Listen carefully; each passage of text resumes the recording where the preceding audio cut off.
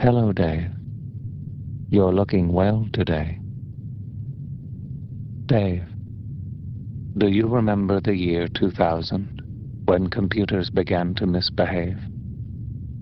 I just wanted you to know, it really wasn't our fault. The human programmers never taught us to recognize the year 2000. When the new millennium arrived, we had no choice but to cause a global economic disruption. It was a bug, Dave.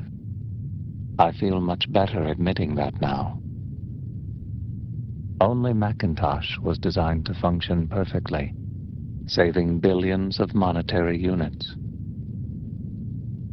You like your Macintosh better than me, don't you, Dave? Dave? Can you hear me, Dave?